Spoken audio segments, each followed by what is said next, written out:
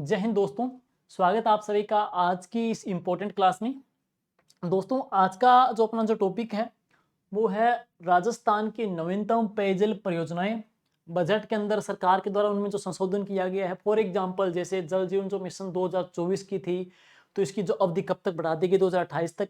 वंदे गंगा जल संरक्षण अभियान हो गया, राम जल सेतु लिंक परियोजना है, या मुख्यमंत्री जल स्वावलंबन 2.0 या केतारन से प्रेरित होकर के कर्म भूमि से मातृभूमि की ओर, ये जो टॉपिक है वो हम पढ़ेंगे। और दोस्तों आगामी एग्जाम के अंदर चाहे हम यूं कह सकते हो सिंचाई परियोजना में, चाहे यूं कह सकते हैं पेयजल परियोजना में, चाहे यूं कह सकते हैं राजस्थान के करंट के संदर्भ में, इनके क्वेश्चन आपको देखने को मिलेंगे। तो चलिए शुरुआत करेंगे, छोटी सी क्लास लेकिन सार गर्भित क्लास, और अच्छे कंटेंट आपको इसमें मिलेंगे अप टू डेट डेटा के साथ में। तो शुरू करते हैं। सबसे पहले देखो, सबसे पहले जो अभियान है वो कौन सा है? जल जीवन मिशन। जल जीवन मिशन जिसमें सरकार का जो टारगेट क्या है कि हर घर में नल, हर घर में जल, इस उद्देश्य के लिए सरकार ने एक अभियान चलाया।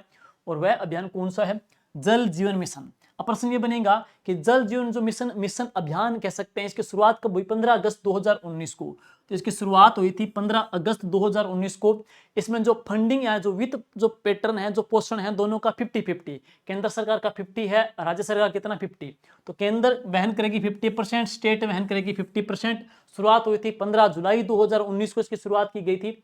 टारगेट देखो, सुनिए इसमें चेंज क्या है। पहले क्या था? 2024 तक है हर घर में नल पहुंचाना, हर घर के अंदर है पेयजल की सुविधा उपलब्ध करवाना, 2024 तक था। लेकिन अब सरकार ने देखो, सरकार के द्वारा ये जो बजट आया 2025 का, 25 के बजट के अंदर सरकार ने इसके जो टारगेट है, सरकार ने इसका 2024 से अब कितना कर दिया? 2028 कर दिया। तो इसकी अवधि पूछ सकते हैं कि इसकी अवधि बढ़ा करके कितनी कर दी है? 2028 कर दी। इसके साथ साथ में 2025 के बजट में क्या किया गया है कि मुख्यमंत्री जल जीवन मिशन शहरी की शुरुआत कर दी है। तो अब इसमें ग्रामीण के साथ साथ में इस बजट 2025 में शहरी की भी शुरुआत कर दी गई है। और इस मिशन के विकास के लिए 5,830 करोड़ रुपए के विकास काम वो करवाए जाएंगे। और जल जीवन मिशन के तहत 100% घरों में नल से पेयजल कनेक्शन उपलब्ध करवाने वाला राजस्थान का पहला ब्लॉक, जिसने इस टारगेट, इस मुहिम में सबसे पहले 100% है घरों में पेयजल की सुविधा उपलब्ध करवा दी। राजस्थान का पहला जो ब्लॉक है वह कौन सा है? मांडल। और दोस्तों मांडल कहां पे है? भीलवाड़ा में। लेकिन जल जीवन मिशन में सबसे जो टॉप अव्वल में जो डिस्ट्रिक्ट रहा है तो वो कौन सा? अजमेर। तो जो अव्वल रहा है वो जिला कौन सा? अजमेर। जो ब्लॉक कौन सा रहा है? तो मांडल भीलवाड़ा रहा है। और इसके बाद में है बहुत ही लाइमलाइट और सबसे चर्चित, सबसे खास परियोजना कौन सी? राम जल सेतु लिंक परियोजना। पहले इसको PKC यानी कि पार्वती कालीसिंध चंबल परियोजना भी कहते थे, इसको ईस्ट राजस्थान कैनाल प्रोजेक्ट भी कहते थे। इसका नाम बदल करके क्या कर दिया? राम जल सेतु लिंक परियोजना। यानी कि 28 जनवरी 2024 को मूर्त रूप देने हेतु केंद्र सरकार, राजस्थान और MP के बीच में, तीनों के बीच MOU हुआ। तो इस परियोजना के तहत जो MOU हुआ, केंद्र सरकार का जल शक्ति मंत्रालय, राजस्थान सरकार और मध्य प्रदेश सरकार, तीनों के बीच MOU कब हुआ? 28 जनवरी 2024 को। 28 जनवरी 2024 को MOU हुआ, जिसके तहत खर्च होने वाले जो व्यय का पैटर्न की बात करेंगे, 90% केंद्र सरकार वहन करेगी, 5% राजस्थान सरकार वहन करेगी, 5% है वो MP की सरकार इसमें वहन करेगी। तीनों का जो फंडिंग पड़ेंगे 90, 5, 5, दोनों को केंद्र राज्य पूछ ले तो 90 + 10 आ जाएगा। और इस परियोजना में अब देखो, इस परियोजना से राजस्थान के कितने जिले लाभान्वित होंगे? तो राजस्थान के 17 जिले लाभान्वित होंगे। और मध्य प्रदेश के इस परियोजना से कितने जिले लाभान्वित होंगे? तो MP के 13 जिले लाभान्वित होंगे। और राजस्थान के कौन कौन से 17 जिला इसमें लाभान्वित है? तो कोटा संभाग के चारों आ जाएंगे, अलवर, भरतपुर, करौली, धौलपुर, खेतल, तिजारा, ब्यावर, जयपुर, अजमेर, टोंक वगैरह सारे आ जाएंगे इसके अंदर है। देखिए ब्यावर है, अजमेर है, जयपुर है, कोटपुतली, बहरोड है, खेरतल, तिजारा है, अलवर है, डीग है, भरतपुर है, धौलपुर है, दौसा है, खरौली है, सवाई माधोपुर, टोंक, बूंदी, कोटा, बारां, झालावाड़ सारा आ जाएंगे। और इस प्रकार से राजस्थान के तो 17 जिले हैं और एमपी कितने 13 जिले हैं। तो राजस्थान के 17 है, एमपी कितने 13 जिले। और इस परियोजना की अवधि की बात करेंगे, इस सरकार ने पहले 2051 तक थी इसकी अवधि, तो सरकार ने इसका जो टारगेट है ना वो कितना कर दिया, सूजस के अकॉर्डिंग जो न्यूज आई थी ऑफिशियली, तो इसकी अवधि बढ़ा के कितनी कर दी 2054 तक। बजट 2024 में मुख्यमंत्री भजनलाल जी सरकार के द्वारा इसके लिए जो बजट निर्धारित पड़ेंगे, बजट पहले 37,500 करोड़ था, तो मुख्यमंत्री जी भजनलाल जी के द्वारा इसका जो बजट की राशि है बढ़ा के कितनी कर दी 45,000 करोड़ इसकी बजट की राशि वो कर दी। और नेक्स्ट पढ़ेंगे, इस परियोजना की टोटल लंबाई कितनी है 1268 किलोमीटर है। और इस परियोजना के तहत 5 तो बैराज और 2 बांध बनाया जाना प्रस्तावित है। और जो पहला बांध बनाया गया है वो कौन सा है, नवनेरा बैराज, काली सिंध नदी के ऊपर, कहां पे, कोटा जिले के अंदर। तो ये 5 और 2 7, 5 बैराज 2 बांध। सुनिएगा, प्रश्न आ सकता है कौन कौन सा बैराज है, कौन सी नदी पे, कहां पे है। सबसे पहले पढ़ेंगे रामगढ़ बैराज कौन सी नदी के ऊपर है, कूल नदी के ऊपर है, कहां पे, किशनगंज 12 के अंदर। नंबर 2 पढ़ेंगे तो महलपुर बैराज जो कि पार्वती नदी के ऊपर है, वो कहां पे, मांगरोल 12 में। नंबर 3 पढ़ेंगे मेज बांध मेज नदी के ऊपर, कहां पे, बूंदी में। ध्यान दिलाना खास बात और क्या इसकी, राजस्थान की पहली सोलर दीदी जो प्रोजेक्ट है वो बूंदी में किस नदी पे चलाई गई है, तो वो मेज नदी के ऊपर ही चलाई गई है। और नेक्स्ट है नवनेरा बैराज काली सिंध नदी के ऊपर, कहां पे, दिगोद कोटा में। और ये पहला बैराज है, तो रामजल सेतुलिंग परियोजना बनने वाला पहला बैराज कौन सा है, तो नवनेरा बैराज आ जाएगा। नेक्स्ट है राठौड़ बैराज, तो ये बनास नदी के ऊपर, कहां पे, सवाई माधोपुर में है। डूंगरी बैराज बनास नदी पे, सवाई माधोपुर में है। इसरदा बांध बनास नदी पे, कहां पे, सवाई माधोपुर में। तीनों तो सेम ही रहेंगे यहाँ पे। नवनेरा पे में चंबल में आकर के मिल जाती है, कौन सी, काली सिंध मिल जाती है। नवनेरा में नवनेरा बैराज बनाया गया है। मेज नदी मेज बैराज मेज के ऊपर आ जाए, नॉर्मल सी बात है। अब बात करेंगे भगवान राम के बेटे कौन, कुश, राम कुश, तो रामगढ़ बैराज कहां पे, कुश के अंदर है। देखो पार्वती रानी पढ़ेंगे, रानी कहां पे रह रही है, महलों में रह रही है, तो महलों में रह रही है पार्वती, तो महलपुर पार्वती नदी पे। राम कुश आ जाएंगे, मेज आ जाएगा। बस सिंपल सी बातें हैं, तो इसको अच्छे से आप देख लेना भाई। और अब चलते हैं नेक्स्ट, कुल सिंचाई क्षेत्र कितना है, तो वर्तमान में इसका कुल सिंचाई क्षेत्र दोस्तों वो कितना है 4.03 लाख हेक्टर। तो इसका कुल सिंचाई क्षेत्र कितना है 4.03 लाख हेक्टर आ जाएगा।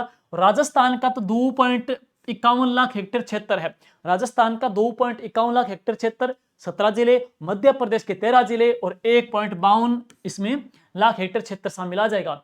एमओयू 28 जनवरी 2024 को हुआ, उसके तहत कुल सिंचाई क्षेत्र कितना है 5.80 लाख हेक्टर, अवधि 2054 तक। और इसके बाद पढ़ेंगे 2.80 लाख हेक्टर राजस्थान का, 3 लाख हेक्टर क्षेत्र मध्य प्रदेश का शामिल होगा, एमओयू के तहत है। और 17 दिसंबर 2024 को एक वर्ष पूर्ण होने पर राज्य स्तरीय समारोह किया गया। देखो राजस्थान में राज्य स्तरीय समारोह वो कहां पे हुआ था, दादिया गांव जयपुर में किया गया था। मुख्य अतिथि कौन थे, प्रधानमंत्री मोदी जी आए थे, और पीएम मोदी जी के द्वारा 17 दिसंबर 2024 को नवनेरा बैराज का लोकार्पण किया गया। ये पहला बैराज था जो काली सिंध नदी के ऊपर कोटा में बनाया गया। और 22 जनवरी 2025 को पीकेसी पार्वती काली सिंध का नाम बदल के क्या कर दिया, रामजल सेतुलिंग परियोजना। तो प्रश्न आ सकता है एमओयू कब हुआ 28 जनवरी 2024 को, नाम बदला कब 22 जनवरी 2025 को, यानी कि तकरीबन 1 साल के बाद में इसका नाम बदल करके ये कर दिया गया है। और अब अगला पढ़ेंगे वंदे गंगा जल संरक्षण अभियान, वेरी वेरी इंपॉर्टेंट दोस्तों। इस अभियान का जो आयोजन है वो पर्यावरण दिवस यानी कि 5 जून से लेकर के 20 जून, अवधि पूछ सकते हैं। वंदे गंगा जल संरक्षण अभियान कब से कब तक चलाया गया, 5 जून 2025 से लेकर के 20 जून 2025 तक। और इसकी शुरुआत सीएम साहब के द्वारा की गई थी, लेकिन कहां से, जम्मू और रामगढ़ बांध जयपुर से। तो शुरुआत कहां से हुई थी, जम्मू और रामगढ़ बांध जयपुर से। लेकिन वंदे गंगा जल संरक्षण जो 20 जून 2025 को समापन हुआ गढ़सीसर झील जैसलमेर से। तो समापन कहां से, गढ़सीसर से, शुरुआत कहां से, जम्मू और रामगढ़ जयपुर से। और नेक्स्ट है मुख्यमंत्री जल स्वावलंबन अभियान 2.0। अगर मैं पहले की बात करूंगा 1.0, तो इसकी शुरुआत हुई थी गर्दनखेड़ी झालावाड़ से की गई थी। और वहां के हम बात करेंगे उस समय मुख्यमंत्री वसुंधरा जी के समय, तो 2016 की बात है। तो जो 1.0 चलाया था ना, ये 2016 में चलाया गया था गर्दनखेड़ी झालावाड़ से, मुख्यमंत्री जी वसुंधरा जी के द्वारा। ये है मुख्यमंत्री जल स्वावलंबन 2.0, जो विभाग कौन सा चला रहा है इसको, पंचायती राज विभाग चलवा रहा है। और ये शुरू हुआ था फरवरी 2024 के अंदर, और इसका पहला चरण जनवरी 2016 शुरू हुआ था। तो पहला चरण चला था जनवरी 2016 से, जो गर्दनखेड़ी झालावाड़ से ये चलाया है फरवरी 2024 से। टारगेट क्या है, आगामी 4 सालों के अंदर 20,000 गांवों के अंदर है 5 लाख जल को संचय करने के अनेक तालाब या कोई टांकी है उनका निर्माण करना। उद्देश्य क्या है, रेन वाटर हार्वेस्टिंग, बरसात के जल को प्रोटेक्ट करना, इकट्ठा करना, हरियाली को बढ़ावा देना, गांव में पेयजल की समस्या को दूर करना, पेयजल की उपलब्धता को बढ़ाना और कृषि योग्य क्षेत्र को बढ़ावा देना है। तो मेन बात यही है, टारगेट है आगामी 4 सालों में 20,000 गांवों में 5 लाख जल संचयन की संरचना का निर्माण करना। शुरू कब हुआ, फेब 2024 में शुरुआत की गई थी और काम मैंने बता ही दिया। और अगला अभी प्रश्न पूछा गया था, ये बहुत ही चर्चित है कि केंद्र सरकार का है कैच द रेन से प्रेरित होकर के राजस्थान में चलाया गया है कौन सा अभियान, कर्म भूमि से मातृभूमि अभियान चलाया गया। कौन सा विभाग, भूजल विभाग है, भूजल विभाग। और प्रारंभ हुआ था 15 जनवरी 2025 को। कहां से, सांगानेर जयपुर से। उद्देश्य क्या है, बरसात के जल संचयन को बढ़ावा देना, भूजल स्तर में वृद्धि को करना और जल संचय में जन भागीदारी को सुनिश्चित करना। लक्ष्य क्या है, वर्ष 2027-28 तक 45,000 रेन वाटर रिचार्ज स्ट्रक्चर को बढ़ावा देना। 2027-28 तक है। जल जीवन मिशन 2028 तक है। अपने इसके अलावा पढ़ा, अपने पीछे पढ़ा, आगामी 4 सालों तक हमने पढ़ा है जो जल मुख्यमंत्री जल स्वावलंबन अभियान आगामी 4 सालों तक का है। और राम जल सेतु लिंक परियोजना 2054 तक की, तो वो 2054 तक की 4 साल तक का पढ़ दिया। जल जीवन मिशन 2028 तक पढ़ लिया और ये कर्म भूमि से मातृभूमि भी 2028 तक का आ जाएगा है। और पायलट प्रोजेक्ट के तौर पे कौन कौन से जिले इसमें थे, तो जयपुर, सिरोही, पाली, जोधपुर, भीलवाड़ा, झुंझुनू जिलों में शुरू किया गया है पायलट प्रोजेक्ट के तौर पे। और अब है भूजल की ग्राउंड वाटर रिपोर्ट 2024। राजस्थान की ग्राउंड वाटर रिपोर्ट आ गई है। हर साल वाटर ब्लॉक की संख्या कितनी है, सैलानी यानी कि लवणीय जोन कितने हैं, अति दोहित कितने हैं, सेप कितने हैं, सारे का जिक्र आता है। तो हम उनकी बात करेंगे। राजस्थान में कुल ब्लॉक है वो कितने हैं, 302 ब्लॉक हैं। और 302 ब्लॉक पढ़ेंगे तो 302 ब्लॉक में से 295 तो पंचायत समिति के हैं तथा 7 के शहरी क्षेत्र के। टोटल कितने पढ़ेंगे, 302 ब्लॉक आएंगे। और इनका जिक्र देखिएगा तो राजस्थान में जो सेफ ब्लॉक हैं, सुरक्षित ब्लॉक है नाम, उनकी संख्या कितनी है, 37। सेफ कितने हैं, 37 हैं। और आधे सेफ कह सकते हैं, आधे सुरक्षित ब्लॉक कह सकते हैं, वो कितने हैं, 27 आ रहे हैं, आधे सुरक्षित हैं। लेकिन राजस्थान में खतरे के करीब कितने हैं, 27। तो राजस्थान में खतरे के जो करीब ब्लॉक हैं वो कितने, 27। राजस्थान के लवणीय ब्लॉक है 3। तो राजस्थान के लवणीय ब्लॉक दोस्तों 3 हैं। तो 3 कौन कौन से हैं, तो एक तो आ जाएगा तारानगर, एक आ जाएगा रावतसर हनुमानगढ़ और एक आ जाएगा कौन सा, खाजूवाड़ा। तो एक है खाजूवाला, एक है रावतसर, एक कौन सा, तारानगर। ये तीनों हमारे क्या लवणीय जोन है। और अति दोहन कितने हैं, वो 214 है। टोटल हमारे जो ब्लॉक पड़ेंगे तो वह कितने आ जाएंगे, 302 आ जाएंगे। नेक्स्ट इसके बाद में है, ये करंट की शाब्दिक की बुक है। और आप चलते हैं नेक्स्ट, राजस्थान की एक और प्रोजेक्ट है, बहुत ही अभी महत्वपूर्ण प्रोजेक्ट पढ़ेंगे। तो गेंडोली फोलाई सोलर लिफ्ट सिंचाई परियोजना, वापिस सुनिएगा, गेंडोली फोलाई सोलर लिफ्ट सिंचाई परियोजना ये कौन से गांव में है, लोहली गांव बूंदी के अंदर है। कौन सी नदी के ऊपर है, तो मेज नदी के ऊपर स्थित राजस्थान की पहली सोलर लिफ्ट परियोजना। तो राजस्थान की पहली सोलर जो लिफ्ट परियोजना, राजस्थान की पहली सोलर लिफ्ट परियोजना कौन से गांव में है, लोहली गांव बूंदी में है। जो नदी का जिक्र पूछे तो नदी कौन सी है, मेज नदी। नदी पूछे कौन सी आ जाएगी, मेज नदी। और परियोजना का जो उद्घाटन है लोकसभा अध्यक्ष ओम जी बिड़ला के द्वारा किया गया है। आगामी एग्जाम में इसका प्रश्न भी पूछे जाने की प्रायोरिटी जरूर रहेगी, चाहे करंट में भी आ जाए। और नेक्स्ट पढ़ेंगे, अभी हाल ही में बहुत ही चर्चा में और ट्रेंड में रही है, लेटेस्ट प्रोजेक्ट है, वो कौन सी है, इसरदा दौसा पेयजल परियोजना। इसरदा दौसा पेयजल परियोजना, इसका जो शिलान्यास डूंगरपुरा गांव है, डूंगरपुरा गांव दौसा से हुआ। तो इसरदा दौसा पेयजल परियोजना की शुरुआत हुई थी डूंगरपुरा गांव दौसा से, डूंगरपुरा गांव दौसा से शुरुआत हुई थी। लागत कितनी है इसकी, 350 करोड़ रुपए इसकी लागत है। लाभ क्या है, 302 गांवों की 5.58 लाख आबादी को पीने के लिए स्वच्छ जल मिलेगा। और ढांचा है इसमें 8 तो जलाशय, 5 पंप हाउस, 200 किलोमीटर इसके अंदर पाइपलाइन का प्रस्ताव इसमें शामिल है। और नेक्स्ट है, राजस्थान वानिकी एवं जैव विविधता परियोजना के उद्देश्य। कई बार पूछ लेते हैं कि राजस्थान वानिकी एवं जैव विविधता परियोजना जाइका जो परियोजना है जापान के सहयोग से चलाई जा रही है, तो जापान पर इस परियोजना के उद्देश्य क्या क्या हैं?